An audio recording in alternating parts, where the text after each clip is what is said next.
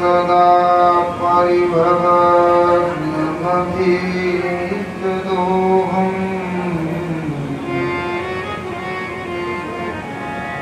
दीर्घास्पदं शिवविर्चिनुतं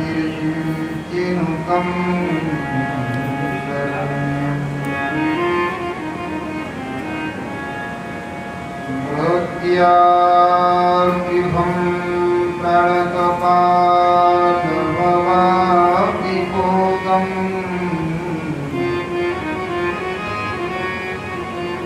वन्दे महापुरुषते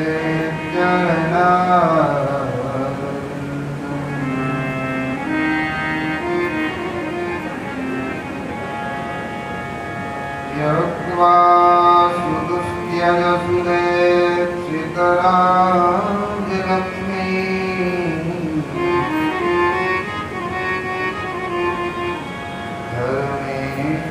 धर्मेष्टयार्यवचसा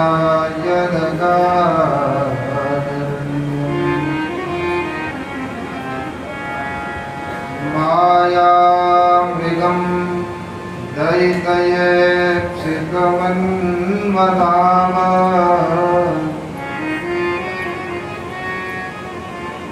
वन्दे महापुरुषते चरणारविन्दम्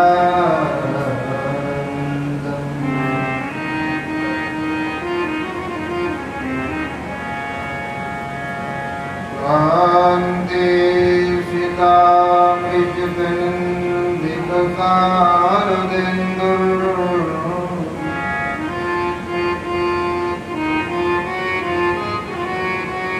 यत्रैकतो विलसितामसिताङ्गशोभा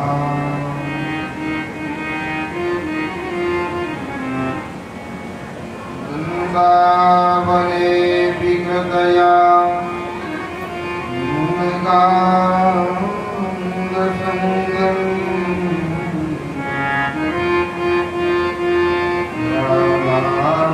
मुकुन्दयुगलं तदहं नमामि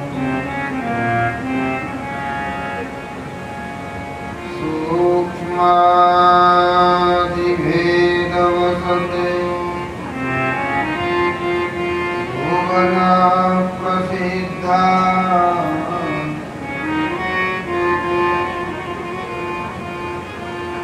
या शब्दवर्णं पदवाक्यविधामुपैति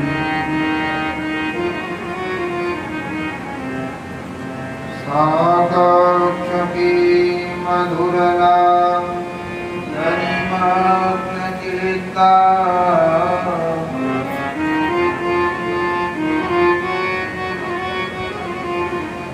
वागीश्वरी मम करोतु मुखे निवासम्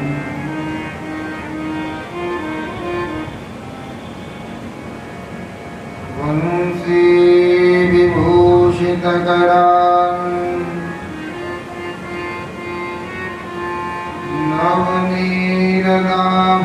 नवनीरदाभान् पीताम्बरा गरुडबिम्बफलारुष्णाम्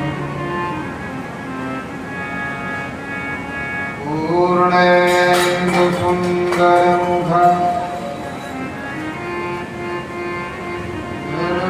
अरविन्दनेत्रा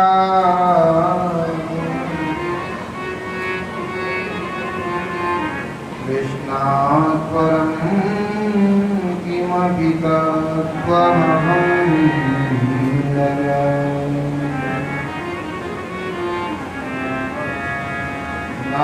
नारायणं नमस्कृत्य नरं चैव नरोत्तमं देवीं सरस्वतीं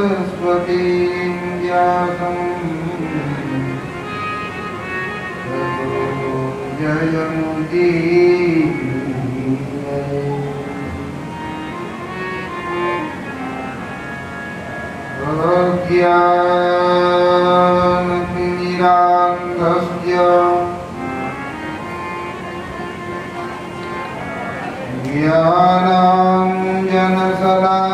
ज्ञानाञ्जनशलाकया चक्षुरुन्मीलितं येन तस्मै श्रीगुरुवे नमः।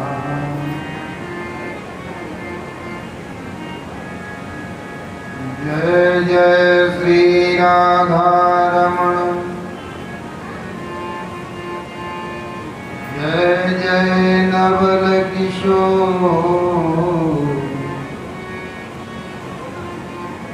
जय गोपी चित चोर प्रभु,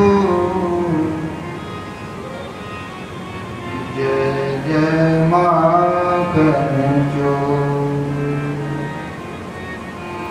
बोले वृंदावन हरि लाल की, बाल कृष्ण भगवान की, अयोध्या नाथ की, चक्रधर भगवान की, श्रीमद्भागवत महापुराण की, व्यासी महाराज की,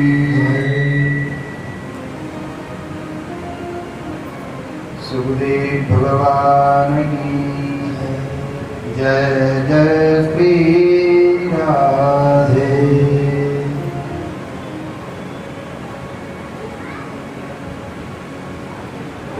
भक्तवांछा कल्पतरु कलेन्द्रविंद पीताम्बरधारी भगवान श्याम सुंदर की भावना प्रतिमूर्ति श्रीमद्भागवत सप्ताह ज्ञान यज्ञ के इस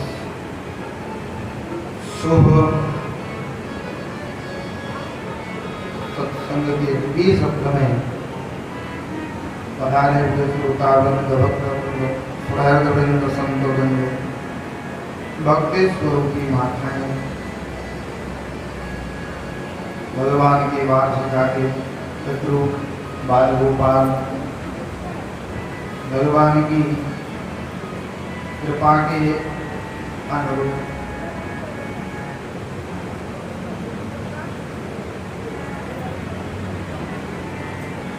भगवान की अहेतुकी कृपा प्रसाद के परिणाम स्वरूप हम और आप भगवान के इस दिव्य चक्रधर के पावन प्रांगण में बैठ करके भगवान की लीलाओं का, भगवान की माधुर्यमयी ऐश्वर्यमयी गुणमयी लीलाओं का रसास्वादन करें। उससे पूर्व कुछ क्षण भगवत नाम संकीर्तन का आश्रय, फिर भगवान की दिव्य कथाओं को श्रवण करें। बोले वृंदावन बिहारी लाल की, अधरम मधुरम वदनम मधुरम नयनम मधुरम हसितम मधुरम मधुरम भजनम मधुरम नयनम मधुरम हसितम मधुरम हृदयम मधुरम गमनम मधुरम हृदयम मधुरम गमनम मधुरम मधुराधिपतेरखिलम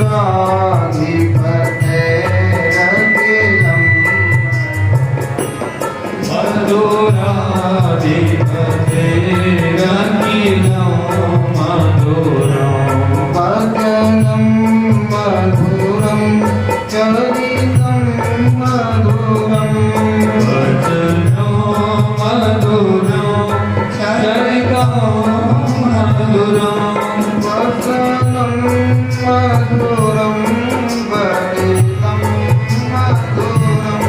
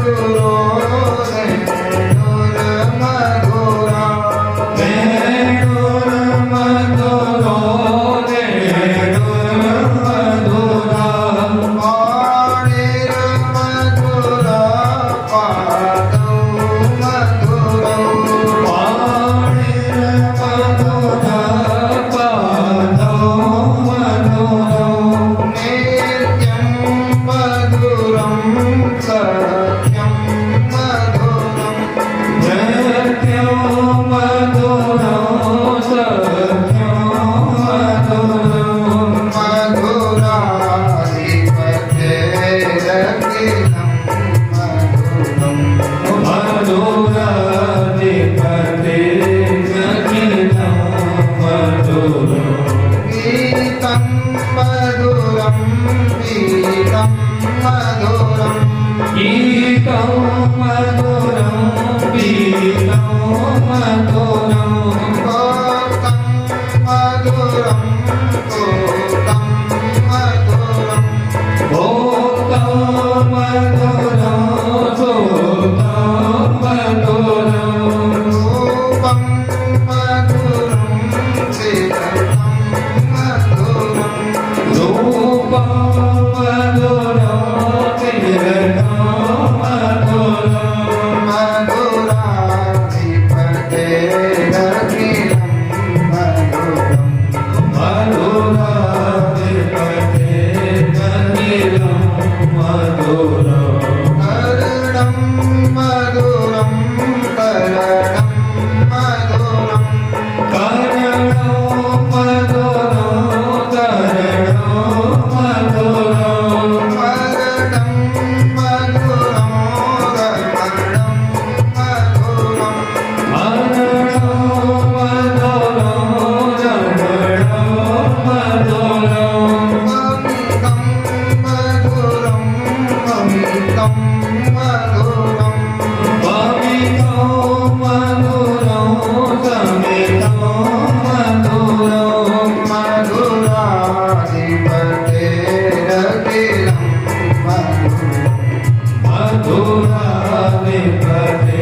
मधुराधिपतेरखिलं मधुरं कुञ्जा मधुरा माला मधुरा गुञ्जा मधुरा माला मधुरा जमुना मधुरा वीथी मधुरा यमुना मधुरा पीठी मधुरा कलिलं मधुरं कमलं मधुरं सलिलं मधुरं कमलं मधुरं मधुराधिपतेरखिलं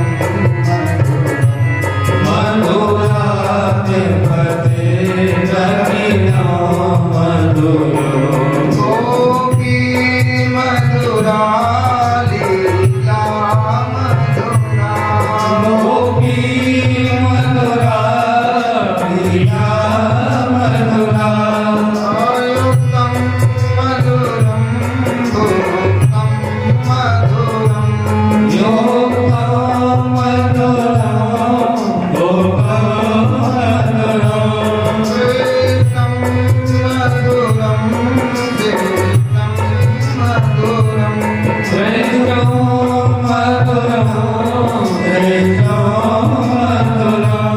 मधुराधिपतेरखिलं मधुरं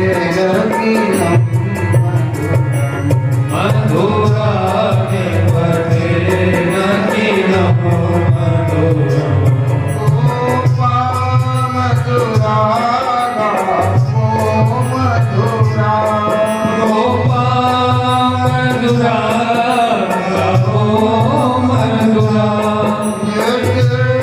मधुरा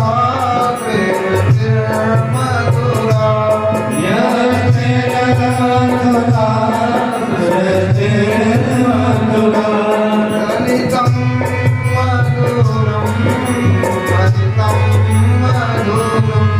ललितं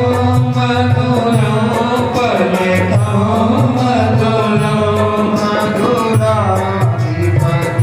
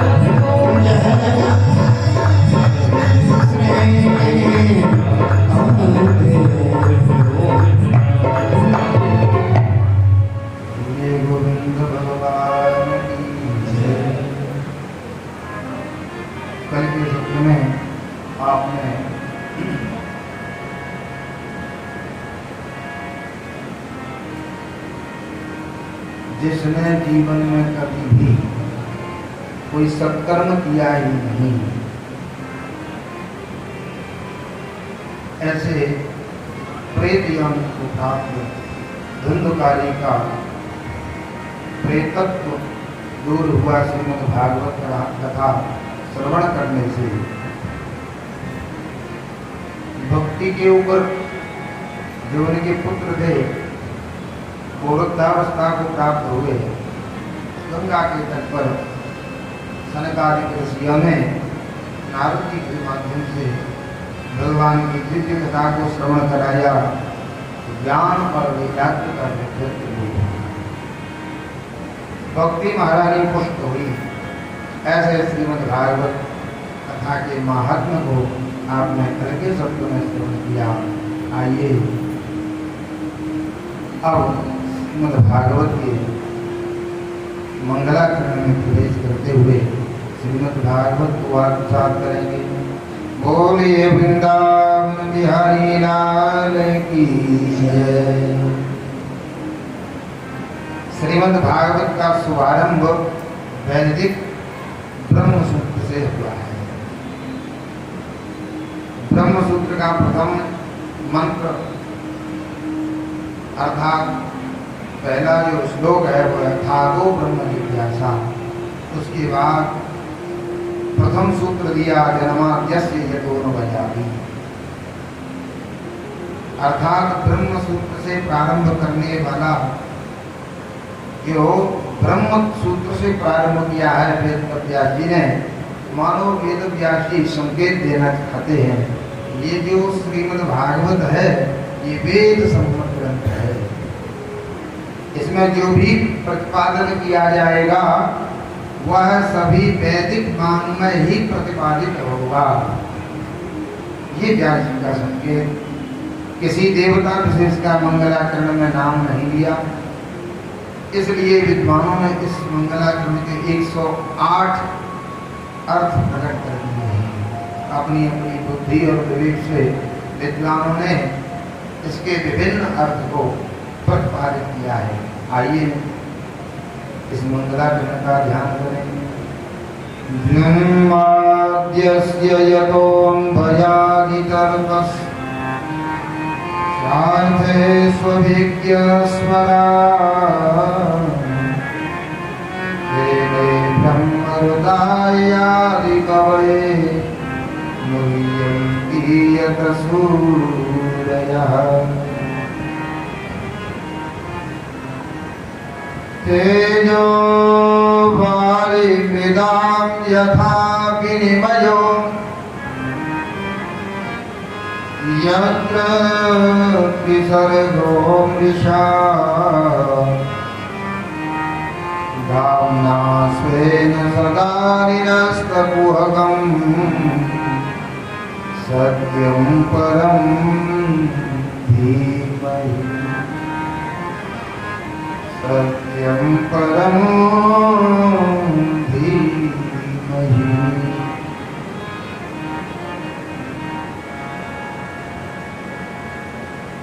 व्यासी कहना चाहते हैं सत्यम परम धीमहि ध्यायेमः, मैं परम सत्य का ध्यान करता हूँ। वो परम सत्य है कैसा?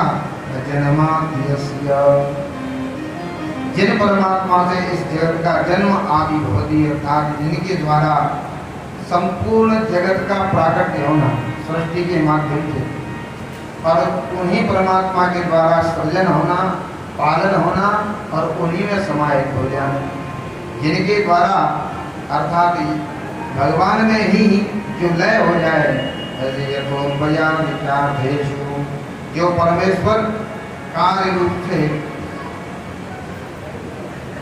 रूप प्रपंच में कारण रूप से व्याप्त है। जैसे कैसे व्याप्त है? कार्य में किसी में कोई कारण क्या है उसको उदाहरण के माध्यम से बताया। जैसे घड़े में मिट्टी है कारण, और कार्य क्या है? घड़े का रूप। अगर घड़े को हटा दो तो क्या शेष बचेगा? मिट्टी केवल शेष रहेगा। ठीक ऐसे ही कुंडल और स्वर्ण है कारण और कार्य है कुंडल। स्वर्ण के आभूषण बनाने वाला अगर स्वर्ण के आकार को कुंडल में परिवर्तित कर देगा तो कुंडल, और यदि कुंडल को हटा लिया जाए तो बचेगा क्या? सोना। ठीक उसी प्रकार से चराचर जगत में जितना ही दृश्यमान जगत है, वो दृश्यमान जगत मानव भगवान के द्वारा जिसको बनाया गया है, तो भगवान इस जगत में कारण रूप से विद्यमान है। और कार्य क्या है? संसार। यतोऽन्वयादिचार्थेषु अन्वयः तत्सत्त्वे तत्सत्त्वम्, अर्थात भगवान इस संसार के मूलभूत कारण होते हुए भी जो मिथ्या जगत से सर्वथा अलग हैं, ऐसे परमेश्वर भगवान जिसका भरण पोषण करने वाले हैं, ऐसे विश्व को भगवान बनाने के बाद, संसार में विद्यमान होने के बाद भी संसार से अलग है। अविद्या, जो जड़ नहीं चेतन है, अर्थात स्वयं प्रकाशक हैं, जिनको किसी के प्रकाश की आवश्यकता नहीं। हम जो संसार में जीवात्मा है, जितने भी लोग हैं, भगवान का जो अंश है हमारे अंदर, हम प्रभु के अंशी हैं, उनका अंश जो हमारे अंदर प्रकाश रूप में, आत्मा के रूप में विद्यमान है, यदि वो निकल गया तो फिर क्या शेष रह जाएगा? जगत प्रकाश प्रकाश कराऊं माया भीष ज्ञान धाम। स्वयं प्रकाश करने वाले हैं। तेरे ब्रह्म हृदयादि कवय, जिन भगवान ने ब्रह्मा जी को भी संकल्प मात्र में वेदों का ज्ञान करा दिया, ऐसे मुह्यन्ति यत सूरयः। बड़े बड़े देवता भी, बुद्धिमान देवता भी, जिनको जानने में जो योगी है वह भी कभी कभी व्यामोहित हो जाते हैं। कैसे व्यामोहित? एक उदाहरण आपको जब भगवान कृष्णावतार की लीलाएं करेंगे उसमें मिलेगा। ब्रह्मा जी आए थे, भगवान का प्राकट हो गया, यमुना पुलिन पर जब देखा ग्वाल बालों के साथ भोजन करते हुए, तो व्यामोहित होकर के बछड़ों को उन्होंने वहां से चुरा लिया, फिर ग्वाल बालों को भी चुरा लिया। भगवान ने वैसे ही लीला फिर कर दी, प्रारंभ स्वयं ने सृष्टि कर दी। तो अच्छे अच्छे बड़े बड़े अमलात्मा विमलात्माओं की तो बात क्या, जो सृष्टि का सृजन करने वाले ब्रह्मा जी हैं, वह भी परमात्मा की माया से व्यामोहित हो जाते हैं। उदाहरण दिया कैसे व्यामोहित होते हैं, जैसे तेजो वाली मृदाम यथा विनिमयो।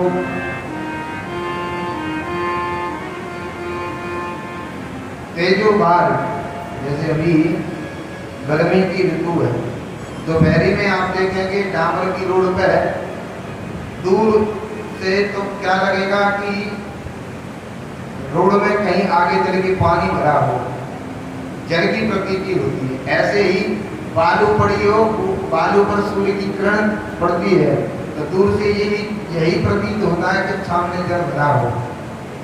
अरे दो उदाहरण को छोड़ो, रात्रि के अंधेरे में अगर घर में रस्सी पड़ी हो, पता न हो, तो जिसमें जो दिखाई देगा, समझ गए ना?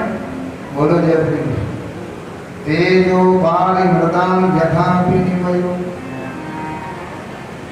रजत सीपमय भास जिमि यथा भानु कर भार यद्यपि प्रसाद्यों काल से भ्रमण सके। जैसे रात्रि के अंधेरे में पड़ी हुई रस्सी सर्प की जिसमें प्रतीति होती है, ठीक उसी प्रकार से परमात्मा, ये जो जगत है जो परमात्मा के द्वारा बनाया हुआ है, वो केवल सत्य प्रतीत होता है उनकी माया के कारण, वास्तव में सत्य नहीं है।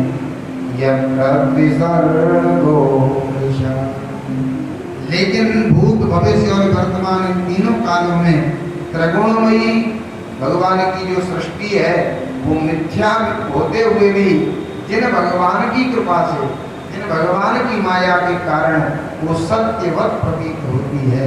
ऐसे धारणा स्वेन सदा निरस्तकुहकं सत्यं परम धीमहि। ऐसे सत्य स्वरूप परमात्मा धीमहि ध्यायेमा, उन परमात्मा को ध्यान करते हैं। बोलिए वृंदावन बिहारी लाल की जय। ये जो धीमहि शब्द है, ये धीमहि शब्द है गायत्री का। व्यासी प्रत्येक अवसर पर ये उदाहरण देना चाहते हैं। ये जो श्रीमद् भागवत है ये वेद का सार रूप है, वेद का ही सार रूप में प्रकट होकर के भागवत के रूप में प्रकट हुआ है।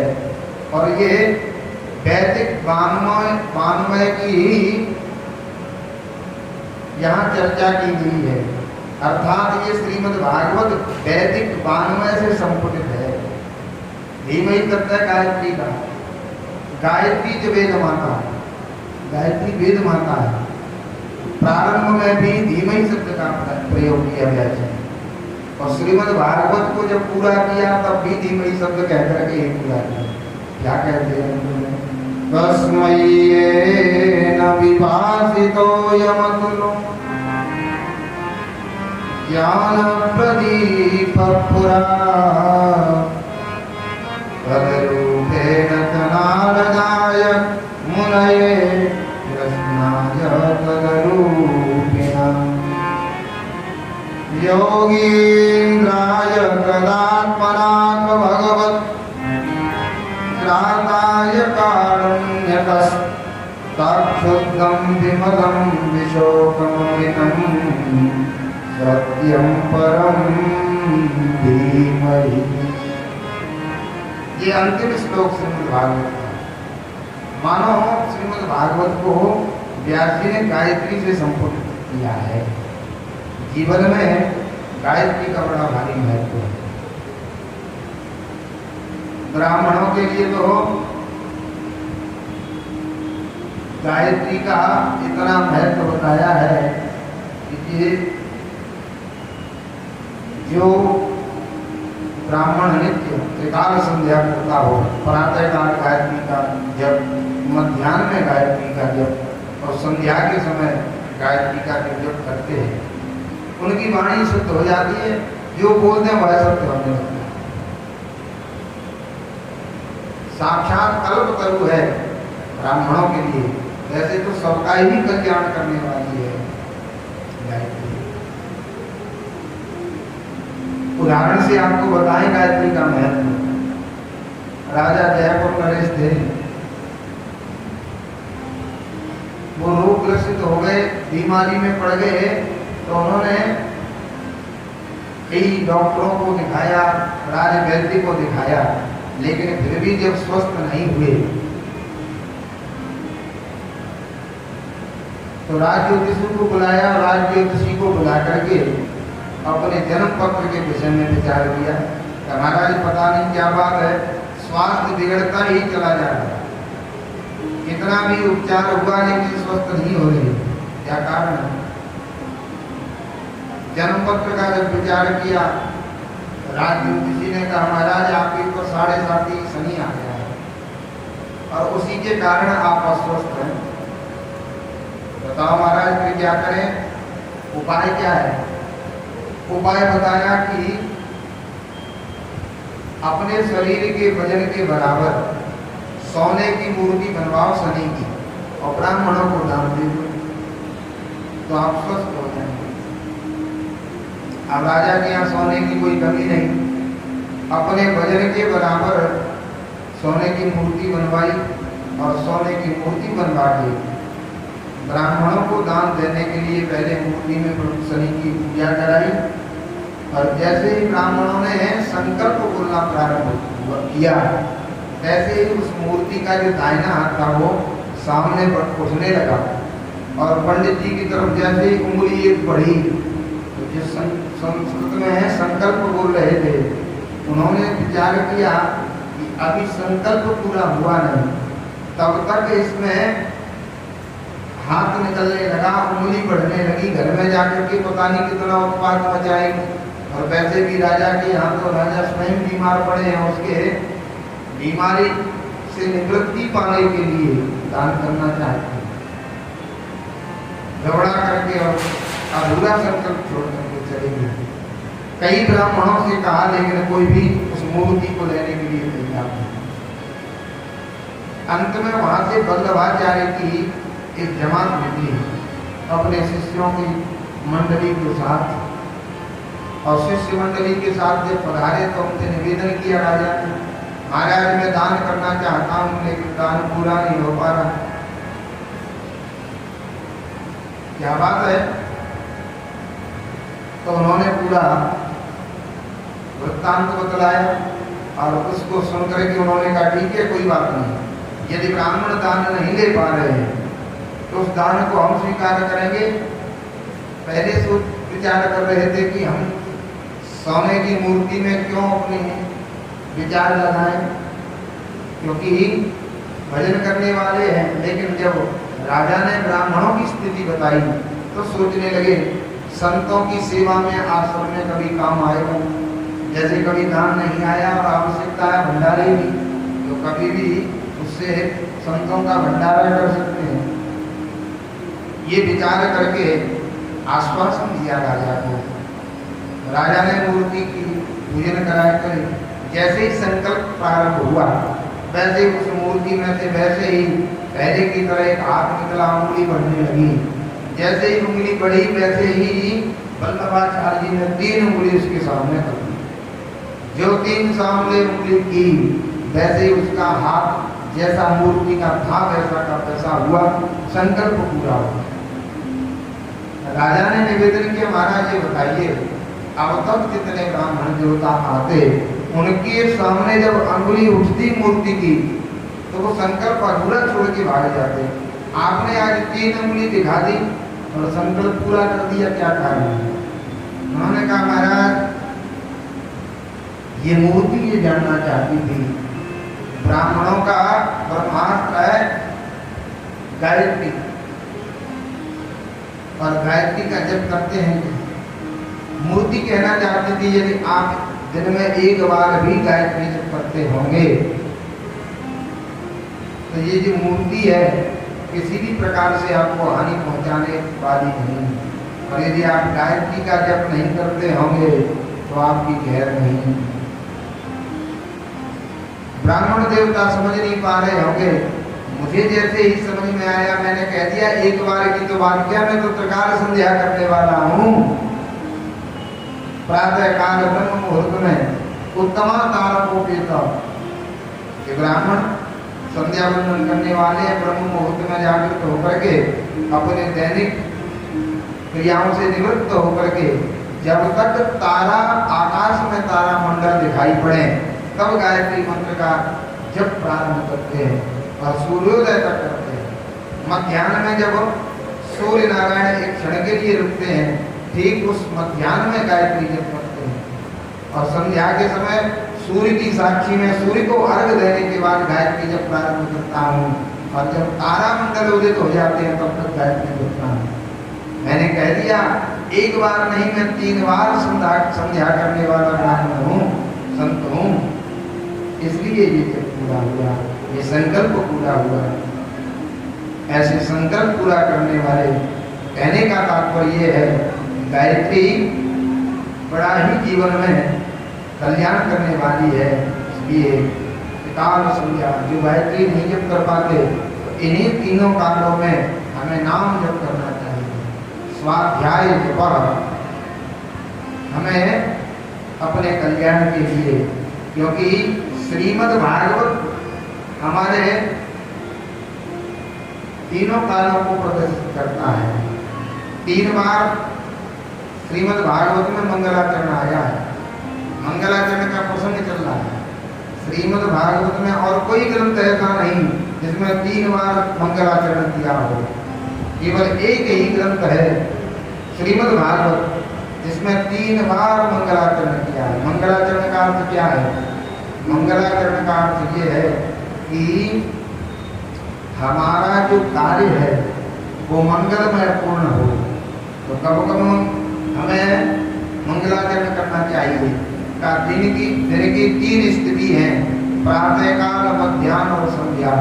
इन 3 कालों में मंगलाचरण माने जिनके नाम स्मरण से हमारे जीवन में मंगल हो, अर्थात हमारा कल्याण हो, ऐसे प्रभु का निरंतर 3 कालों में हमें ध्यान करना चाहिए, जप करना चाहिए। गायत्री मंत्र नहीं तो जो भी गुरु से मिला हुआ मंत्र है उस मंत्र का जप करना चाहिए। यही त्रिकाल संध्या है। बोले वृंदावन बिहारी लाल की जय। मंगलाचरण श्रीमद् भागवत में प्रथम मंगलाचरण व्यास जी के द्वारा, दूसरा मंगलाचरण सुखदेव जी करेंगे, कल के सत्र में आप श्रवण करेंगे। और जो पहला मंगलाचरण सूत जी ने किया था वो आप अभी श्रवण करेंगे। बोले वृंदावन बिहारी लाल की जय। ऐसे मंगलाचरण किया और मंगलाचरण के बाद हमारे यहाँ नियम है ग्रंथों में मंगलाचरण के उपरांत अनुबंध चतुष्टय का वर्णन करना होता है। जो लेखक होता है कुशल लेखक वही है जो अनुबंध चतुष्टय का वर्णन करे। अनुबंध चतुष्टय कहते हैं विषय, अधिकारी, संबंध और प्रयोजन। हमारे इस ग्रंथ का विषय क्या है, इसका अधिकारी कौन है, संबंध किससे है और इसका वास्तविक प्रयोजन क्या है, इसी को अनुबंध चतुष्टय कहते हैं।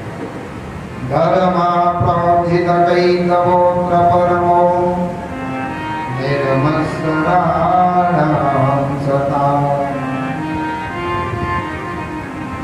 वैद्यं वास्तवमात्रवस्तु शिवम् तापत्रयो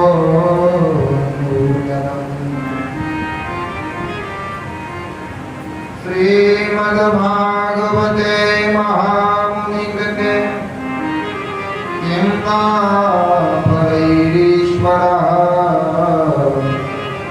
सद्यो वेद्यवरुध्यते प्रकृतिभिः शुश्रूषुभे तत्क्षणात्। धर्म प्रवचित कैतवोत्र परमो, परम धर्म का इसमें निरूपण किया गया है। विषय क्या है, परम धर्म, और इसका अधिकारी कौन है, निर्मत्सराणां सताम्। जो निर्मत्सर हो गया है, जिसके मत्सर समाप्त हो गए हैं जीवन के, वही इसका वास्तविक अधिकारी। तो मत्सर क्या है,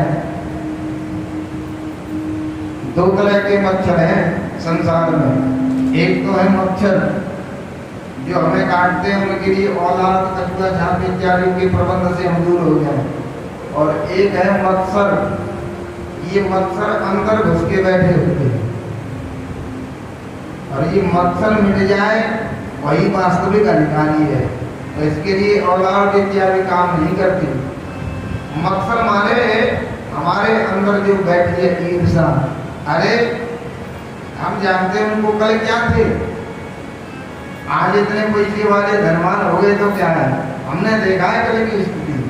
ये है मत्सर, किसी की कमजोरी देख करके और उसकी टांग खींच लेना, यही मत्सर है। तुलसी बाबा भी वर्णन करते हैं इसका। जब हनुमान जी जाते हैं सीता जी की खोज के लिए, तो एक तो मिली थी पहले सुरसा, जिसके मुंह में जाकर के और बाहर आकर के और विदा लेकर के चली गई। एक थी जो अंदर घुस के बैठी थी जल में, अर्थात आध्यात्मिक दृष्टि से मानो बताना चाहते हैं तुलसी बाबा कि हमारे हृदय रूपी जो हृदय रूपी अंतःकरण है, उसकी गहराई में बैठी है छुप करके ये राक्षसी। और खाती क्या है, जो ऊपर से उड़ के जाते हैं उनको, माने जो उन्नति करते हैं उनको खाती है, उनको खींच करके और खाना चाहती है। ऐसी राक्षसी को हनुमान जी छोड़ने वाले नहीं, समाप्त करते हैं।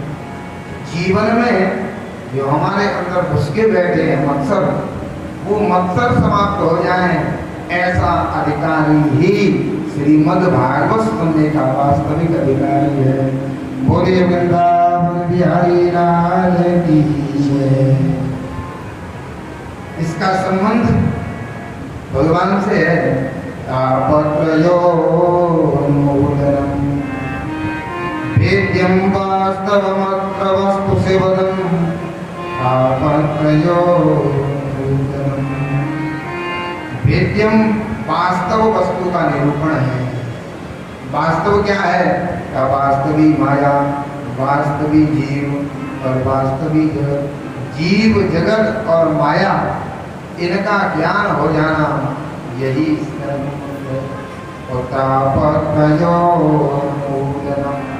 हमारे जीवन में जो तापत्रय है वो समाप्त हो जाए, यही इसका प्रयोजन है। बोले वृंदावन बिहारी लाल की जय।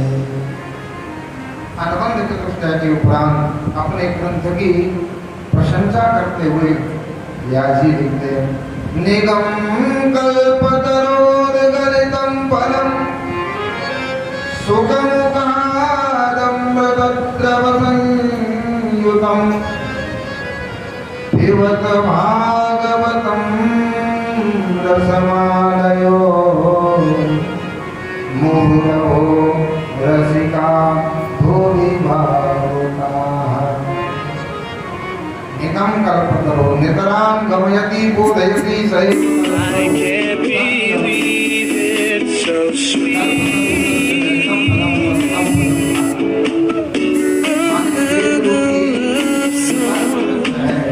You are my love song.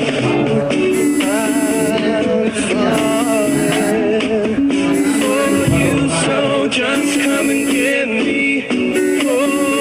पका हुआ जो फल है, और जब ऊंची डाली से वेद रूपी शाखा से ऊंची डाली से गिरा होगा पका हुआ परिपक्व फल, तो गिरते ही फूट गया होगा, उसका रस बिगड़ गया होगा। व्यास जी कहते नहीं नहीं, ऐसी बात नहीं है। हमारा जो श्रीमद् भागवत है वो एकदम दंबदी से ऊपर की शाखा से नीचे नहीं गिरा पृथ्वी पर, ये कैसे आया? का शाखा प्रशाखाओं से होते हुए सबसे पहले नारायण रूपी शाखा से चला, ब्रह्मा बाबा के पास आया चतुश्लोकी भागवत के रूप में। ब्रह्मा जी ने नारद को दिया, नारद जी से व्यास जी के पास आया, व्यास जी ने इसको 18,000 श्लोकों में परिवर्तित कर दिया। 4 श्लोकों की गाथा 18,000 श्लोकों में गाई जाने लगी। और वही व्यास जी ने अपने पुत्र सुखदेव जी को दिया, तो सुखरूपी शाखा से फिर राजा परीक्षित रूपी शाखा के माध्यम से हम सब जगतवासियों के लिए, हम जीव मात्र के लिए यह सुधा हुआ। ऐसा श्रीमद् भागवत है। अच्छा महाराज, तो ये बताओ आप ये कैसे कह सकते हैं कि आपका ये जो फल है बहुत ही मीठा है? इसकी 2 विशेषता है, बताओ क्या क्या विशेषता है? एक तो ये है कि पका हुआ फल, तो पका हुआ जो फल है वो अगर डाल में से तोड़ा जाए उतना मीठा नहीं होता, और जो स्वतः है अपने आप पकने के बाद पेड़ में से स्वयं गिरे वो अत्यधिक मीठा होता है। तो एक विशेषता तो ये है कि अपने आप किसी ने प्रयास नहीं किया। अच्छा, दूसरी विशेषता बताओ। दूसरी विशेषता ये है सुखमुखादमृतद्रवसंयुतम्। फल का पारखी कौन होता है? फल मीठा है कि खट्टा है कौन जानता है? ये तोता जानता है।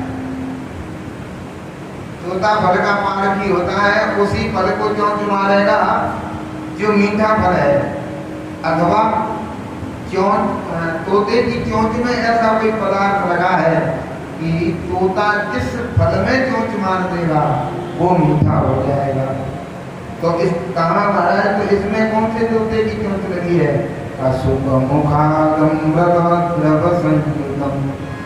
सुखदेव रूपी जो तोता है उसकी इसमें चोंच लगी है। ये 2 विशेषता है।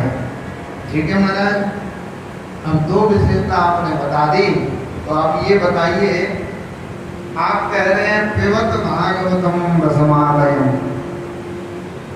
फल तो खाया जाता है, आप कहते हैं पिबत भागवतम कि मेरे इस फल को पियो।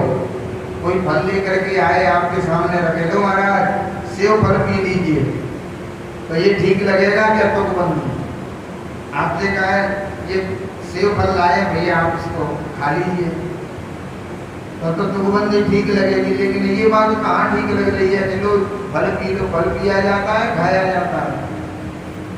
व्यास जी बोले रसमालयम, ये मेरा जो फल है वो रस रूप में है।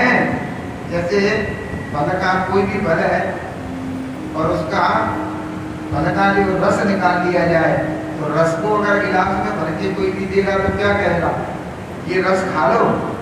यही तो कहेंगे कि ये रस पी लो, आम का रस है, सेव का रस है, तो ये तो रस रूप में विद्यमान है। अच्छा, तुम्हारा आपने कह दिया तो मान लिया रस रूप में है। रसमालयम, एक फल को खाने के बाद में जब अच्छा लगता है तो दूसरा फल खाने की इच्छा होती है, तो कब तक खाएं इसको, कब तक पिए? कहा जब तक आपकी लय न हो जाए, माने आपकी मुक्ति न हो जाए, तब तक इसको निरंतर पीते रहना चाहिए। महाराज कम तो नहीं पड़ेगा कि नहीं, रसम आलयम, ये तो रस का खजाना है, जितना पीते जाओगे उतना इसमें आनंद और बढ़ता जाएगा आपका। विशेष रूप से दो लोग बुलाए, रसिका भुवि भावुकाः, जो रसिक हैं भगवत चर्चा श्रवण करने के, जो भावुक हैं भगवान की कथाओं के, ऐसे दो प्रकार के लोगों को बुलाया। क्यों? इसलिए दो लोगों को बुलाया कि वास्तविक यदि किसी को प्यास लगी हो, दोपहरी हो, ग्रीष्म ऋतु की, जिस समय टेम्परेचर 45 और 48 को टच करे, और राजस्थान की रेतीली भूमि हो, कोसों तक पानी की कोई व्यवस्था न हो, और उस गर्मी की दोपहरी में जब प्यास लगे और कहीं आपको प्याऊ मिल जाए, शीतल जल मिल जाए, तो आप जल पिएंगे। और यदि आपको प्यास नहीं लगी, एसी कमरे में बैठे हैं, कोई जल लेकर के आएगा, तो आपके सामने अनेक प्रश्न होंगे।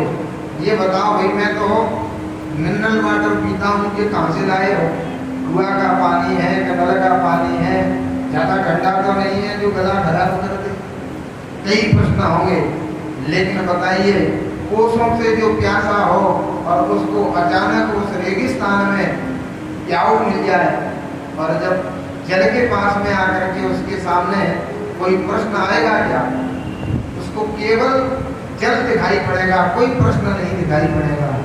लेकिन जो एसी में बैठा हो, जिसको प्यास नहीं लगी हो, उसके सामने कई प्रश्न होंगे।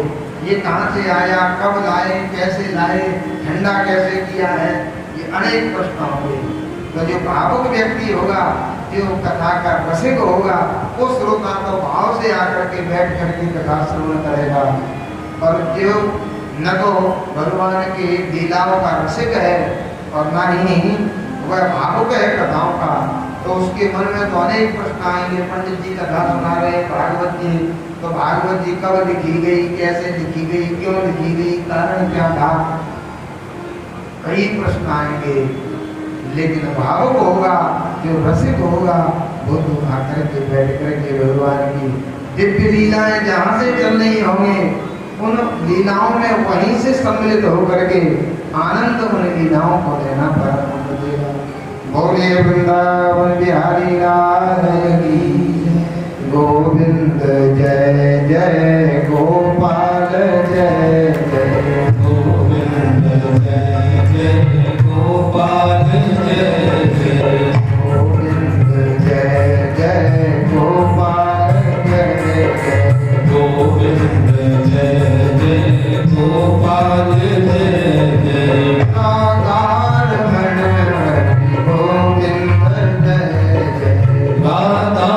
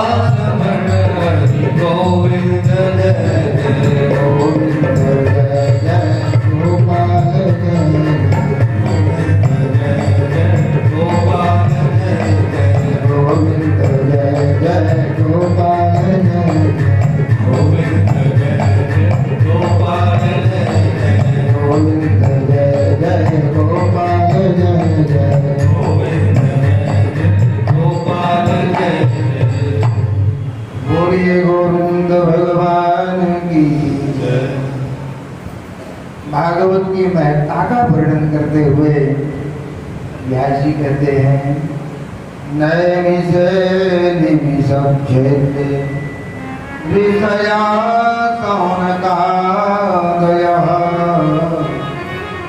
सत्रं स्वर्गाय लोकाय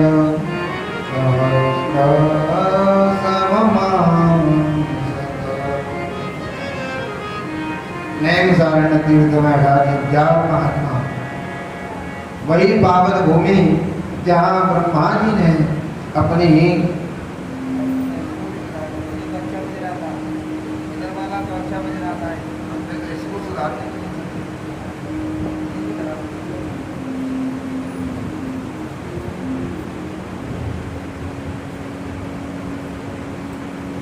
अठासी 11 महात्मा जब ब्रह्मा जी के पास पहुंचे, ब्रह्मा जी से निवेदन किया महाराज 1000 वर्ष तक चलने वाली यज्ञ का आयोजन करना चाहते हैं, कृपा करो कोई स्थान बताओ। ब्रह्मा जी ने मनोमय चक्र छोड़ा, कहा ये जहाँ जाकर के इसकी नेम शीर्ण हो जाए वहीं यज्ञ करना, कोई विघ्न बाधा नहीं आए। सभी महात्मा उस मनोमय चक्र के पीछे गए। सीतापुर जिले में, जिसको नैमिषारण्य तीर्थ बोलते हैं, जहाँ चक्र कुंड है आज भी, वहीं जाकर के नैमी शीर्ण हुई और वहीं बैठ करके महात्माओं ने ये बड़ा यज्ञ का आयोजन किया। सूत जी से प्रश्न किया महाराज आपने जितने भी हमें भगवान के चरित्र श्रवण कराए हैं, हमारा मन और अत्यधिक उनमें श्रवण करने में लालायत होता है, कृपा करके बताओ। आपने कल बड़े दिव्य उपदेश श्रवण कराए, अब ये हम जानना चाहते हैं। हम सभी महात्माओं के कुछ प्रश्न हैं, उन प्रश्नों के उत्तर चाहते हैं। क्या प्रश्न है? हमारा प्राणी मात्र का कल्याण कैसे हो? शास्त्र तो बहुत हैं, उन समस्त शास्त्रों का सार क्या है? शास्त्र सारम का जीव मात्र का कल्याण कैसे हो, शास्त्रों का सार क्या है? भगवान के अवतक केवताराश्य, अब तक भगवान के अवतार कितने हुए हैं? क्योंकि भगवान अवतार लेते ही क्यों हैं? भगवान के तो प्रकृति विलास सृष्टि लय हुई, प्रकृति की झपकने में भगवान चाहे तो पूरी सृष्टि समाप्त कर देते हैं, फिर भी भगवान अवतार लेते हैं। किम कर्म, हम जीवों का कर्म क्या है? अब तक भगवान ने कितने अवतार लिए और अंत में जब भगवान धराधाम को छोड़ करके जाते हैं तो जो धर्म की स्थापना भगवान करते हैं, गीता जी में लिखा है धर्म संस्थापनार्थाय संभवामि युगे युगे, प्रत्येक युग में धर्म की स्थापना के लिए मेरा अवतार होता है। तो उस धर्म की स्थापना के बाद जब प्रभु धराधाम को छोड़ के जाते हैं तो वह निराश्रय धर्म किसकी शरण में रहता है? बस यही हमारे प्रश्न हैं। किम श्रेया शास्त्र सारः स्वावतार प्रभोजनम, किम कर्म केवतारास्य धर्मार्थं शरणं गतः।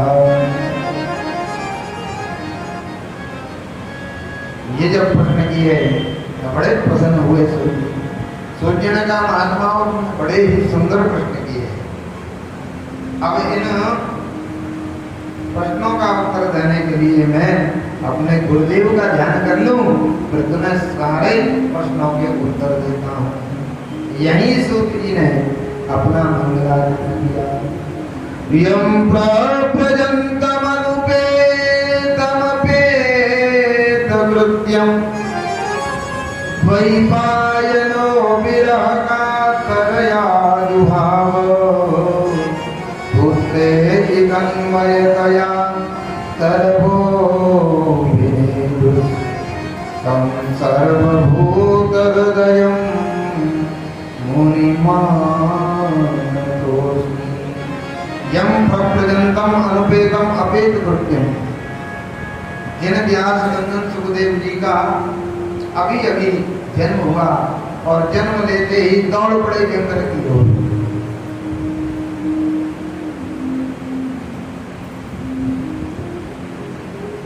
बोलो जय। जंगल की ओर जब दौड़े तो जंगल की ओर दौड़ने के बाद विरह में कातर होकर के व्यास जी भी उनके पीछे दौड़ने लगे।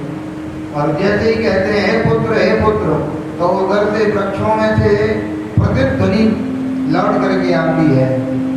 ऐसे जिनका अभी तक कोई यज्ञोपवीत संस्कार भी नहीं हुआ, ऐसे सुखदेव जी को प्रणाम करते हैं। ये सुखदेव जी का प्राकट्य कैसे हुआ कि जन्म लेते ही वो दौड़ पड़े? भैया था तो अब तक कोई सुना ही नहीं। जन्म हुआ उसके कई महीनों के बाद पैदल चलते हैं तब दौड़ लगाते हैं। लेकिन इनकी अवस्था ही इतनी थी, माँ के गर्भ में 12 वर्ष तक निवास किया जन सुखदेव।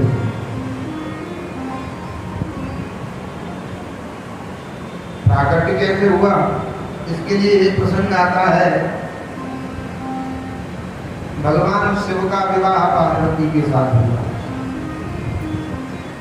तो नारद जी पधारे उनके यहाँ। और नारद जी का आना ही बड़ा विलक्षण होता है। नारद जी आए बहुत दिन के बाद विवाह के। पार्वती जी ने पहले तो स्वागत किया और स्वागत के बाद कहा महाराज बड़े दिनों में चक्कर लगा आपका, क्या बात है, नाराजी है क्या कोई? नारद जी ने कहा देखो देवी, नाराजी वाराजी तो कछु ना है। अब हमने गृहस्थियों के यहाँ जाना कम कर दिया है। अब क्यों कम क्यों कर दिया है? बोले इसलिए कर दिया है कम कि अब लोगों ने हमारा नाम बिगाड़ना चालू कर दिया है। बोले कैसे? कि लोग कहते हैं घर भोड़ू बाबा है नारद जी, लोग जहाँ जाते हैं वहीं लड़ाई करा देते हैं, पत्नी में करा देते हैं। अरे नहीं महाराज, ऐसी कोई बात नहीं है, हमारे यहाँ पे ऐसी कोई बात है नहीं। हम तो ये जानते हैं कि आप आते हैं, आप जैसे संतों का दर्शन होता है, कल्याण होता है। हमारे यहाँ तो वैसे सब कुशल मंगल है, आपकी कृपा से ऐसी कोई बात नहीं है। हमारे यहाँ तो बड़ा ही स्नेह है, हमारे जो भूत भावत भोलेनाथ हैं बड़ा ही स्नेह करते हैं। अच्छा, बहुत अच्छी बात है।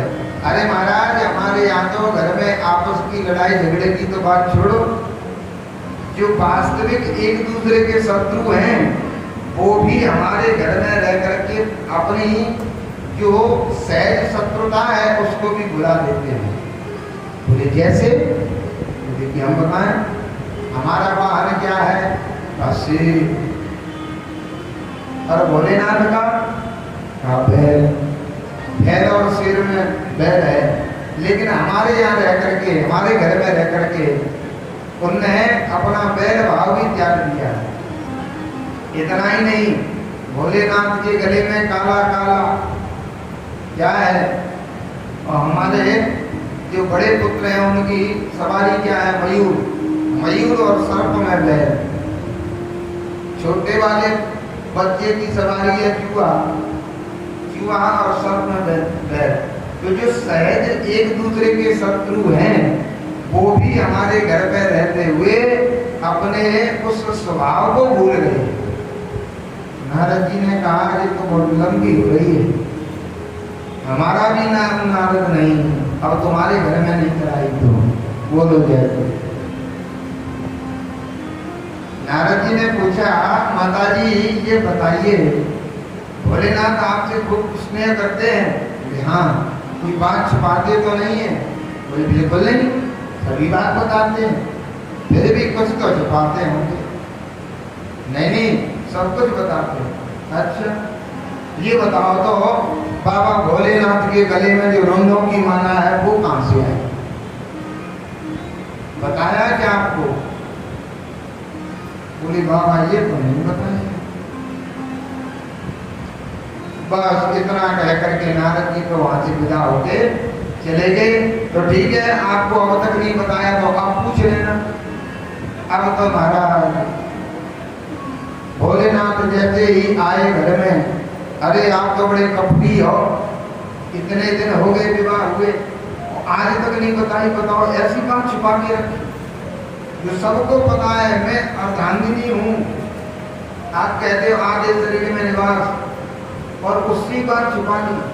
भोलेनाथ ने कहा क्या हुआ, कुछ तो बताओ, क्या बताने को रह गया है? संसार के लोगों को सब कुछ पता, घर में कुछ पता ही नहीं है, बताओ। भोलेनाथ ने बोला देवी जी नारद जी आए थे क्या? यहाँ आए तो थे, समझ गए सब। अब ये बताओ क्या परेशानी है तुम्हें, क्या जानना चाहती हो, बताओ।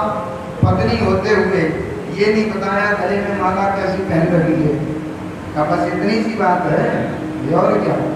तो कहा बैठो, बिठा के समझाया देवी जी मैं आपके शरीर से इतना प्रेम करता हूँ कि जितने आपके जन्म हुए हैं उन जन्मों के जो स्वर की माला है वो बना करके मैंने पहनी है। अच्छा महाराज हमारे कितने जन्म हो गए का गिन लो, गिने तो 108 पूरे माला।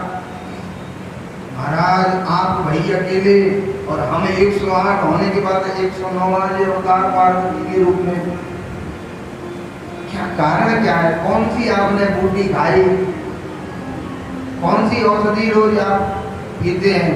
क्या भांग पीने से इतनी उम्र लंबी हो गई क्या? तो मैं भी चालू कर दूं, बोलो जैसे।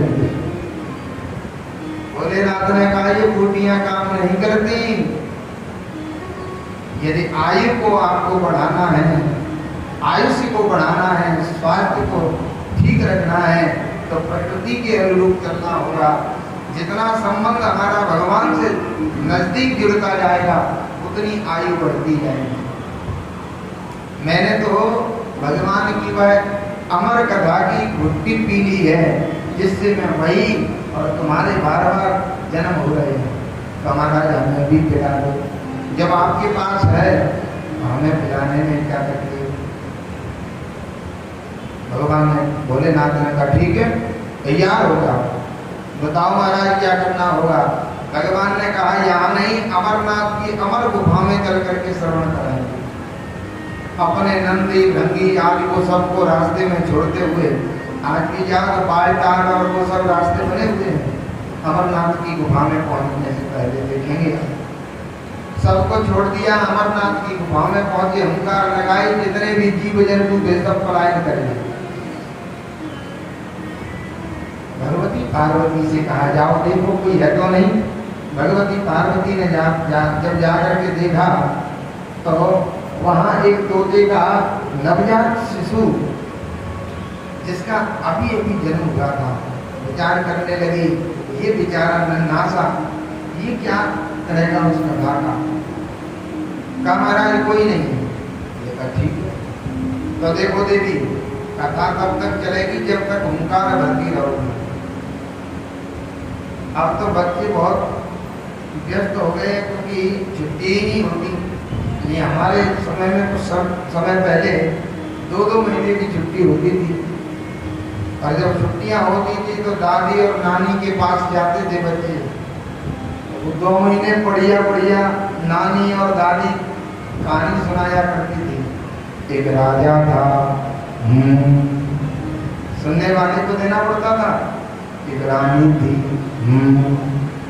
ऐसे ही हुंकार भरने के लिए जब माता पार्वती को कहा गया, कथा प्रारंभ हुई।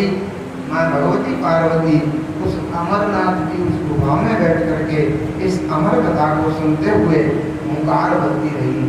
जब तक बढ़िया प्रसंग चलते रहे, लीलाएं भगवान की चलती रही। प्रथम स्कंद से लेकर 10वें स्कंद तक की जो लीलाएं थी माधुर्यमयी, उनमें तो माता जी हुंकार भरते रहे, हाँ महाराज। लेकिन जैसे ही एकादश स्कंद में प्रवेश किया भोलेनाथ ने,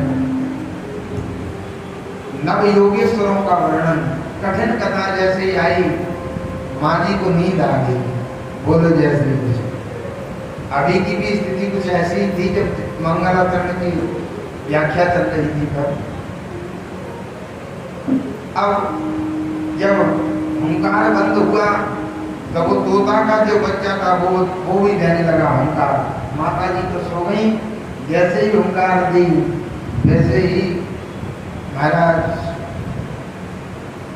माता जी एकादश स्कंद के बाद में नींद टूटी, द्वादश स्कंद में प्रवेश किया। भगवान भूतनाथ भोलेनाथ से निवेदन किया, महाराज कथा कहाँ चल रही? का तो मैं नहीं पता महाराज, मुझे तो क्षमा करना, नींद आ गई। ओंकार कौन भर रहा था मुझे पता नहीं।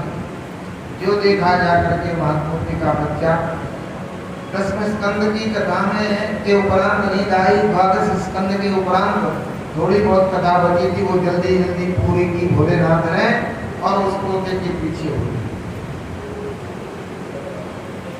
तोता ने वहां से उड़ना प्रारंभ किया। वो प्रकाश पुंज में तोता था।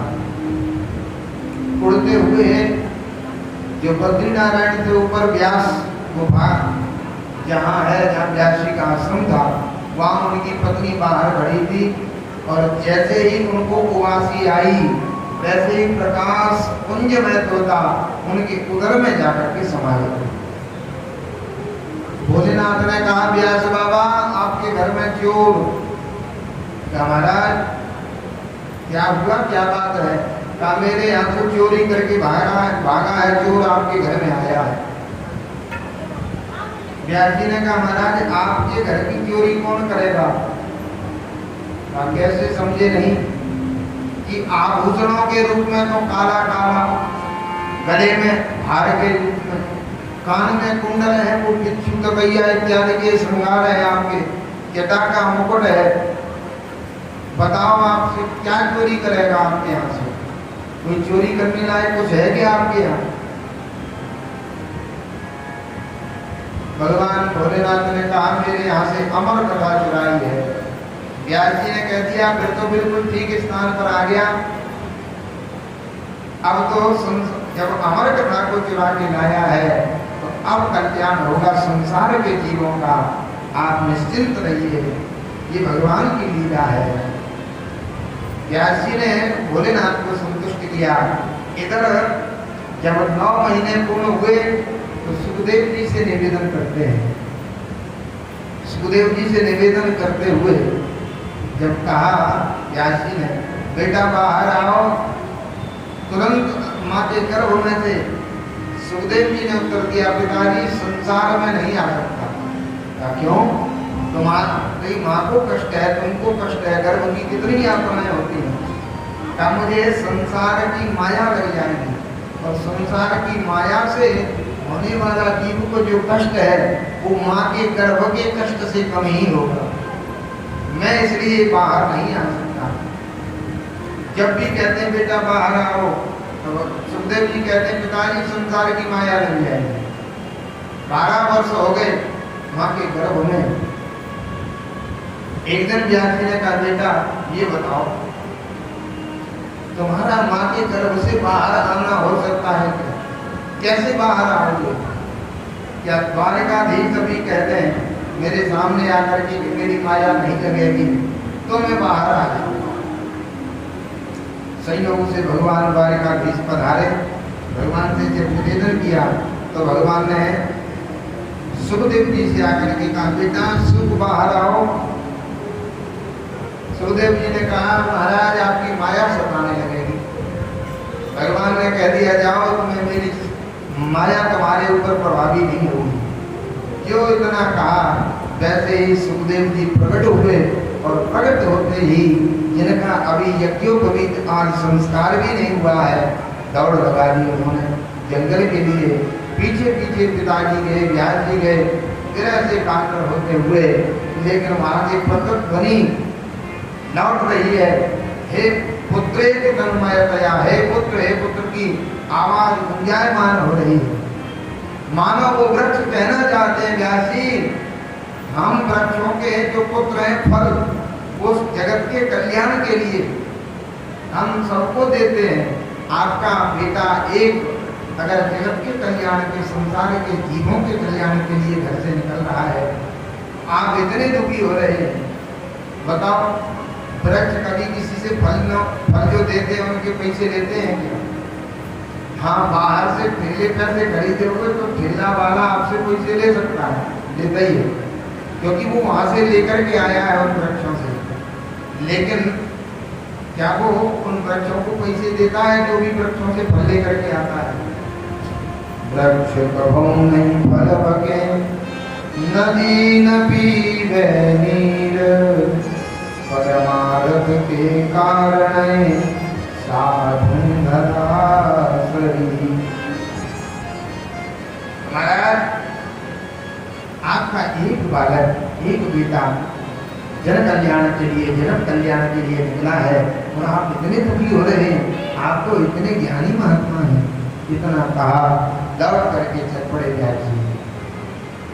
नारायणं नमस्कृत्य नरं चैव नरोत्तमं, देवीं सरस्वतीं व्यासं ततो जयमुदीरये। ध्यान करके मंगला करने के बाद अब सूत जी ने, जो महात्माओं ने 6 प्रश्न किए थे, उनका उत्तर देना प्रारंभ किया। सूत जी कहते हैं, कृष्ण भक्ति परम श्रेय, शास्त्र सारस्य सैव हि, प्रयोजनं भक्त रक्षाया, कर्म श्रेष्ठा विलक्षणम्। कृष्ण भक्ति परम श्रेय, जीव का परम कर्तव्य है भगवान की भक्ति करे। जीवन में भगवान की भक्ति का आ जाना, यही सबसे उत्तम साधन है। शास्त्र सारस्य सैव ही, सभी शास्त्रों का सार भी यही है, भगवान की भक्ति जीवन में आ जाए। इसी के लिए विभिन्न आयोजन, विभिन्न उपाय किए जाते हैं। प्रयोजनम भक्त रक्षार्थम, भगवान का जो अवतार होता है, वो भगवान का अवतार केवल अपने भक्तों के ऊपर कृपा बरसाने के लिए होता है। भगवान आते हैं अपने भक्तों की रक्षा के लिए। परित्राणाय साधूनां विनाशाय च दुष्कृतां। गीता जी भी यही कहती है कि भगवान का अवतार अपने भक्तों की रक्षा और दुष्टों का संहार करने के लिए होता है। एक बार एक राजा ने प्रश्न किया बीरबल से, और बीरबल से जब प्रश्न किया कि भाई ये बताओ, तुम्हारे भगवान इतने शक्तिशाली हैं, तुम कहते हो कि बृहस्पति विलास सृष्टि लय हुई, भगवान संसार को इतनी देर में समाप्त कर देते हैं जितने देर में हमारी आंख पलक झपकता है, हमारी आंख का इतने समय, तो फिर भगवान अवतार क्यों देते हैं? आप विचार करने लगे। उन्होंने क्या किया? उत्तर कुछ नहीं दिया। राजा का जो बेटा था उसको एक बड़े कमरे में बंद कर दिया, उसमें आग लगा दी और दरबार में बैठे जाकर के बीरबल भी, और वहां राजा के वो सूचना दिलवाई कि महाराज आपका बेटा जिस कमरे में बंद है उसमें आग लग गई। जैसे ही सुनी राजा ने, वैसे ही राज कार्य को छोड़ करके दौड़ लगा दी, उसने सिंहासन से कूद करके बेटे को बचाने के लिए। जैसे ही उस प्रकोष्ठ में आया, वो तो केवल बीरबल ने राजा को ज्ञान देने के लिए सब रचना की थी। आकर के उस स्थान पर बीरबल ने कहा, महाराज आपको प्रमाण मिल गया इस बात का कि मेरे भगवान अवतार क्यों लेते हैं। मेरे प्रभु अपने भक्तों के ऊपर कृपा करने के लिए, भक्तों में प्रेमाधिक्य अधिक होने के कारण वो अवतार लेते हैं। जैसे ये कहा जाता कि नगर का कोई बालक एक कमरे में बंद है और आग लग गई है उसमें, तो आप बचाने के लिए नहीं जाते। आपके बेटे के लिए कहा, आप चाहते तो सेना को आदेश दे देते, कर्मचारियों को आदेश दे देते कि जाओ उसकी रक्षा करो, तो वो भी आपके बेटे को बचा सकते थे। लेकिन प्रेमाधिक्य के कारण आपने ये आप भूल गए कि मैं राजा हूँ। प्रेम अधिक होने के कारण पुत्र में आपने राज कार्य को छोड़ करके और सिंहासन से कूद करके दौड़ लगा करके रक्षा की अपने बच्चे की। इसी प्रकार से मेरे प्रभु अपने भक्तों के ऊपर प्रेमाधिक्य होने के कारण जब जब भक्तों के ऊपर आपत्ति और विपत्ति आती है तो स्वयं प्रकट होकर के और उनकी रक्षा करते हैं। बोलो वृंदावन बिहारी लाल की। भगवान के यही प्रयोजन है भक्त रक्षा। अवतार असंख्येय, भगवान के अवतार तो असंख्य हैं, गिन पाना मुश्किल है, लेकिन मुख्य रूप से भगवान के अब तक 24 अवतार हुए हैं। इन 24 अवतारों का आप प्रसंगानुसार श्रवण करेंगे भगवान के किस किस प्रकार से अवतार हुए। और जब अंतिम प्रश्न था तुम्हारा धर्म का शरणं गतम्, जब भगवान धराधाम को छोड़ के जाते हैं तो निराश्रय धर्म कहा जाता है। भगवान जब धराधाम को छोड़ के जाते हैं तो वह निराश्रय धर्म श्रीमद् भागवत में भगवान भेज करके जाते हैं। कल के प्रसंग में बताया था कि भगवान जब जाने लगे, उद्धव आए और उद्धव ने निवेदन किया, महाराज आपके जाने पर ये जो आपके भक्त हैं वो क्या करेंगे, वो कैसे रह पाएंगे आपके वियोग में। भगवान ने कहा, मैं अपना तेज श्रीमद् भागवत में निहित करके जा रहा हूँ। भगवान की जो श्यामलता है वह भागवत जी के श्लोक श्लोक में व्याप्त है।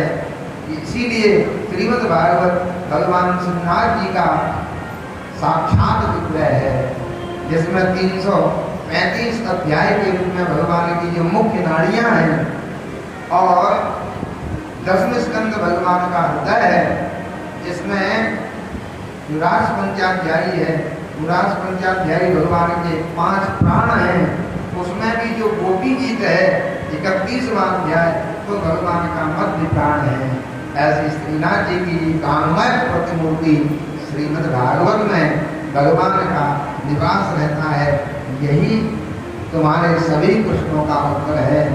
अब मैं तुम्हें क्या बताऊं, उसी श्रीमद् भागवत को आगे तुम्हें श्रवण कराता हूँ। ये जो श्रीमद् भागवत है, इस श्रीमद् भागवत को राजा परीक्षित को व्यासी के पुत्र सुखदेव जी ने श्रवण कराया गंगा के तट पर। जब राजा परीक्षित को श्राप लगा ब्राह्मण कुमार का, तब ये जो श्रीमद् भागवत है वहीं बैठ करके मैंने श्रवण किया, और जो मैंने गंगा के तट पर बैठ के सुना था वही अब मैं सबको सुनाने वाला हूँ। बोलिए वृंदावन बिहारी लाल की। इदं भागवतं नाम पुराणं ब्रह्म संहितं उत्तमश्लोकचरितं चकार भगवान् ऋषिः। इदं भागवतं नाम पुराणं ब्रह्म संहितं उत्तम श्लोक चरितम चकार भगवान ऋषि। साक्षात भगवान का जो श्री विग्रह है, ये अब मैं आपको सुनाना चाहता हूँ। तुरंत सौनक ऋषि ने निवेदन किया, महाराज आप कह रहे हो कि गंगा के तट पर बैठ करके राजा परीक्षित ने 7 दिन की श्राप की मुक्ति के लिए वेद व्यास जी के पुत्र सुखदेव जी के मुख से श्रवण किया, वहीं आपने श्रवण किया। तो हमने तो सुना है कि जो सुखदेव जी हैं वो सुखदेव जी निर्विकल्प कल्पक समाधि में रहने वाले हैं। जिस समाधि में बैठने के बाद अपना और हम कौन है, हमारे शरीर का भान नहीं रहता, उन्होंने 18,000 श्लोकों का ज्ञान कैसे किया। तस्य पुत्रो महायोगी समदृग्निर्विकल्पकः एकान्तमतिर्वृद्धो गूढो गूढैवेयते। फिर महाराज बताओ उन्होंने कैसे इस कथा को आत्मसात किया। इतना ही नहीं, हमने तो ये भी सुना है कि जो राजा परीक्षित थे बड़े ही धर्मात्मा राजा थे, और वो धर्मात्मा राजा होते हुए उनको ब्राह्मण का श्राप कैसे लगा, क्या कारण बना जिसके कारण राजा परीक्षित श्रापित होकर के गंगा के तट पर उनको कथा श्रवण करना। ये जब प्रश्न किया तब उन्होंने प्रार्थना किया, द्वापरे समन प्राप्ते द्वितीये युग पर्यये जाता पराशरादि योगी वासव्यां कलया हरे। ये जो हमारा 28वां कलयुग चल रहा है, द्वापरे समन प्राप्ते, तृतीय युग द्वापर जब समाप्त होने वाला था तब पराशर ऋषि के द्वारा व्यास जी का प्राकट्य हुआ, और व्यासी सरस्वती नदी के तट पर बैठे हुए भविष्य और वर्तमान का चिंतन करने लगे। आगे चल के कलयुग आने वाला है, उस कलयुग में लोगों की आयु कम होगी, उनका कल्याण कैसे होगा। ये जब विचार करने लगे तो उसी समय उनको ये प्रेरणा हुई प्रभु की कि जो ऋग्वेद है वो ऋग्वेद बहुत बड़ा वेद है, तो एक वेद को पूरे को पढ़ने में जीवन पूरा लग जाएगा। लोगों को वैदिक ज्ञान, वैदिक वाङ्मय का ज्ञान कैसे हो, उसको सरल बनाने के लिए, जन सुलभ बनाने के लिए धीरे धीरे करके एक केवल ऋग्वेद था, उसके 4 विभाग कर दिए, ऋग्वेद, यजुर्वेद, सामवेद, अथर्ववेद। 4 वेद बन के तैयार। फिर भी विचार किया कि कुछ हमारे ऐसे लोग हैं, ऐसे भक्त भी हैं जो वेद के जो गूढ़ रहस्य हैं उन रहस्यों को नहीं जान सकते, तो उनको सरल करने के लिए 1,00,000 श्लोक वाले महाभारत की रचना की। कितना परिश्रम किया होगा व्यास जी ने। 1,00,000 श्लोक। आज तो हमारे लिए ये सुविधाएं हैं, प्रेस में जाकर के कुछ भी छपवा लें, उस समय प्रेस तो थी नहीं। अब 1,00,000 श्लोक लिखना है, वो 1,00,000 श्लोक कैसे लिखे जाए। उनको लिखने के लिए क्या करना चाहिए, ये विचार करके गणेश जी के पास गए, जो बुद्धि के देवता है। गणेश जी से निवेदन किया, महाराज एक आपकी सहायता की आवश्यकता है, बताओ यार जी क्या चाहते हो। लोगों का कल्याण हो, यही चाहता हूँ कि तो निरंतर इसी में लगा हुआ हूँ, लोगों का ज़्यादा से ज़्यादा कल्याण करने का कोई उपाय कर सकूँ। मेरा तो जीवन दूसरों के लिए।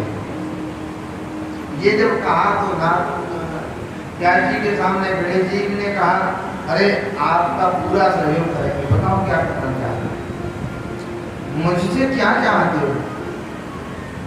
व्यास जी ने कहा, महाराज बस इतना चाहते हैं कि हमने लोगों के कल्याण के लिए 1 लाख श्लोक वाला महाभारत ग्रंथ लिखना है।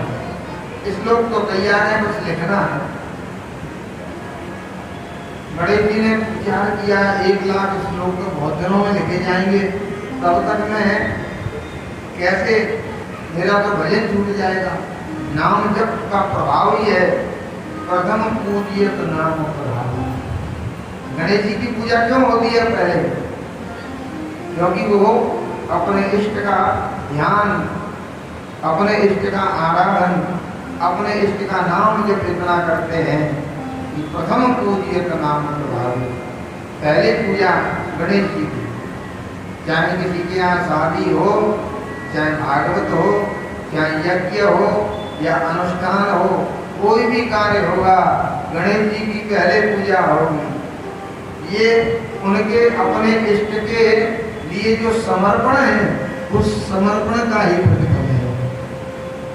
यदि इन कथाओं में यही तो रहस्य है, अपने इष्ट के लिए समर्पण जिस दिन आपका हो जाएगा प्यारे, उस दिन आपके सारे कार्य सुलभ हो जाएंगे।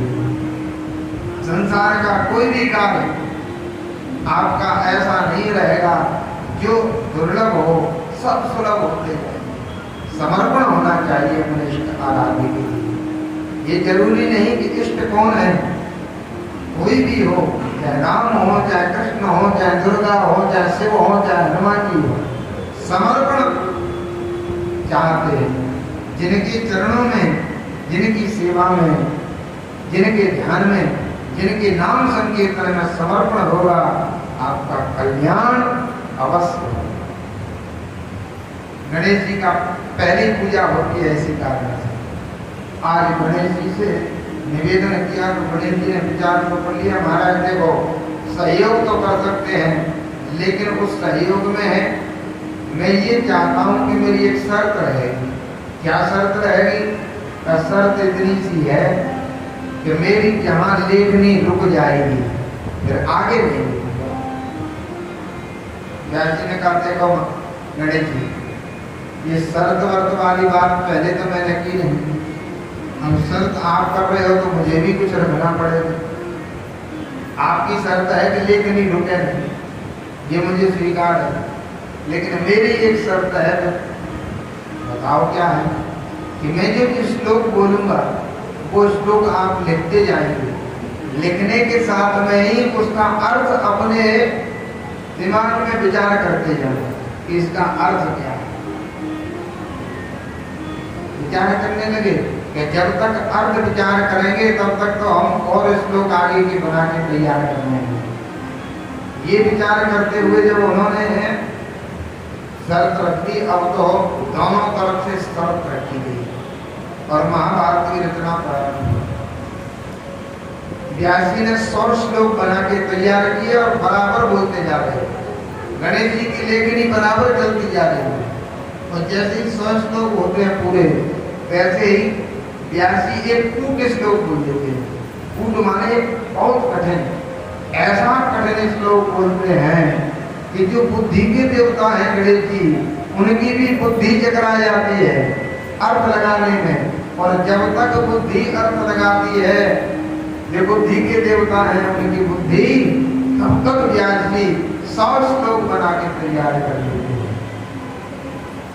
कितनी प्रखर बुद्धि रही होगी व्यास जी। बड़े विचित्र श्लोक लिखे हैं। जितनी भी उल्टवासियां हैं जो प्रचलन में हमारे यहाँ चलती है, पहले पूर्व पांच है वही हमारी, ये जो उल्टवासियां हैं सब महाभारत की। एक पूर्ण श्लोक आपको भी बता देते हैं महाभारत का श्लोक।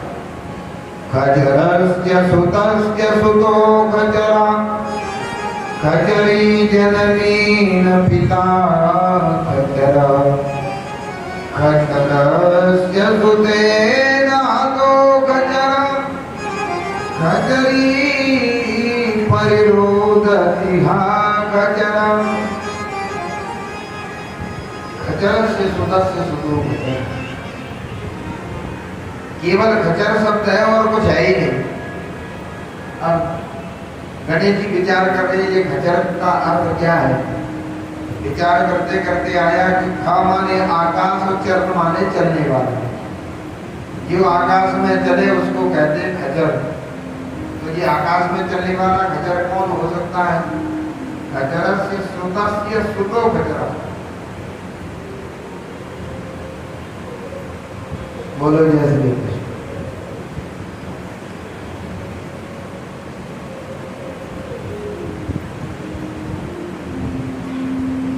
आकाश में चलने वाला ये कौन है? जिसके बेटे का बेटा आकाश में चलने वाला है। ये विचार करते करते सोचा वायुदेव आकाश में चलते हैं। वायुदेव का बेटा कौन हो सकता है? भीमसेन होगा। भीमसेन का बेटा घटोत्कच। खचरी जननी न पिता खचरा। इस घटोत्कच की माँ जो थी डम्बा, वो आकाश में उड़ती थी, लेकिन पिता भीमसेन आकाश में नहीं उड़ते थे। खचरी जननी न पिता खचरा। पिता खचर नहीं है, भीमसेन आकाश में कहाँ उड़ते थे। अब एक दूसरा खचर है, खचरस्य सुते न हतो खचर। सप्तमी विभक्ति लगी हुई है कि दूसरे खचर के बेटे ने पहले वाले खचर को मार दिया। अब जैसे तैसे तो पहले खच्चर का पता लगाया कि वायुदेव का बेटा भीमसेन और भीमसेन का बेटा घटोत्कच। अब ये दूसरा खच्चर कौन हो सकता है? तब विचार किया, इस घटोत्कच को मारा था कर्ण ने, और कर्ण है सूर्य का बेटा। तो सूर्य कहाँ चलते हैं? आकाश में चलते हैं। आकाश में चलने वाले सूर्य का बेटा कर्ण, और उस कर्ण ने उस पहले वाले खच्चर को समाप्त कर दिया। तो उसकी जो माँ है खचरी हिडम्बा, वो विलाप कर रही है, रो रही है, मेरा बेटा कहाँ चला गया। एक कथा एक श्लोक में कर दी, और केवल खच्चर शब्द के अलावा कोई शब्द नहीं।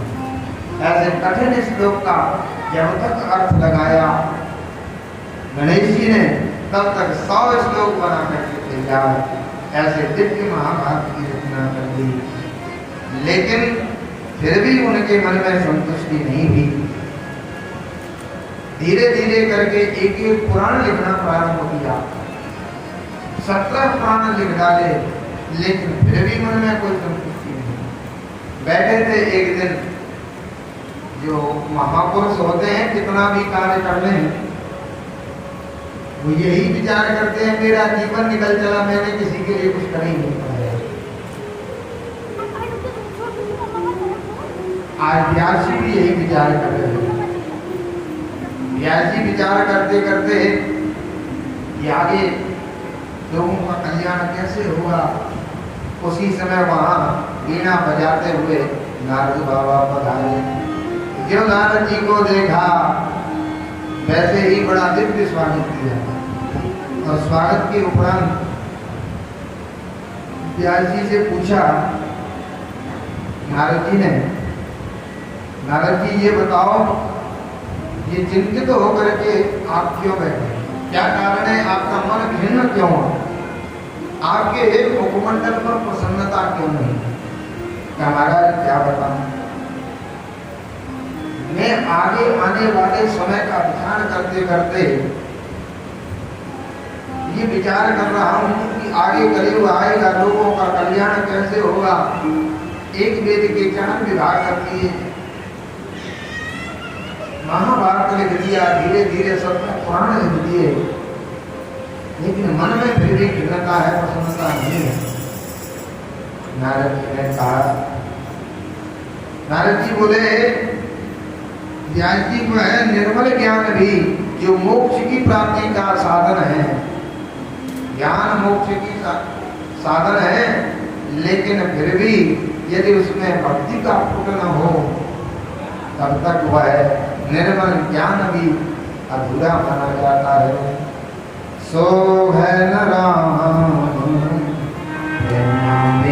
ज्ञान, सो है न राम प्रेम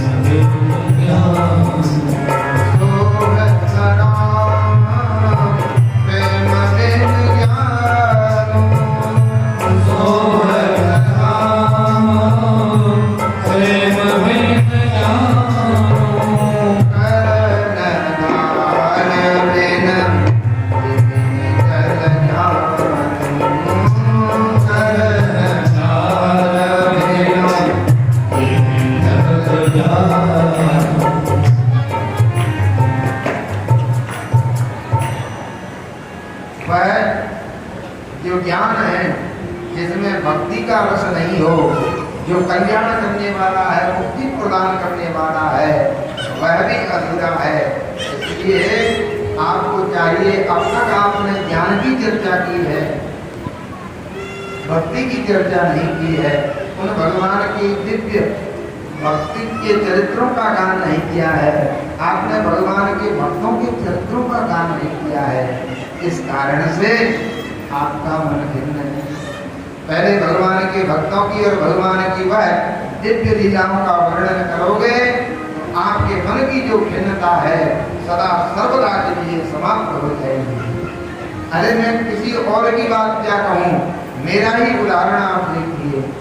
अहं पुराणीत भवे भवं मुने दास्यस्तु कस्यचन वेदवादिनः निरूपितो बालक एव योगिनां शुश्रूषणे प्राप्यते निर्विलिख्यताम्। अहम पुराणीत भवे भवे। अरे आपको मैं किसी दूसरे का क्या उदाहरण बताऊं, मुझे ही देख लीजिए। मैं जो आपके सामने अभी ब्रह्मा का बेटा बना घूम रहा हूँ, मैं पूर्व जन्म में एक दासी का बेटा था। मेरी माँ दूसरे के घर में जाकर के चौका बर्तन का काम करती थी। मैं भी एक सामान्य बालकों की तरह खेल कूद में मगन रहता था और उन बालकों के साथ निरंतर खेल कूद में। एक दिन मेरे ऊपर कृपा हुई, मेरे घर में संत पधारे और उन संतों ने आकर के बोले वृंदावन बिहारी लाल की।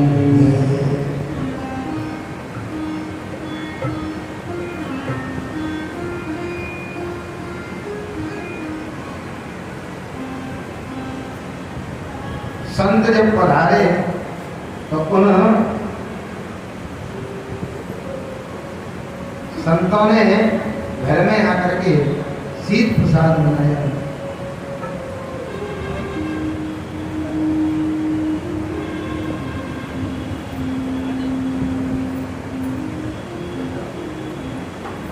वृंदावन बिहारी लाल की। राधे।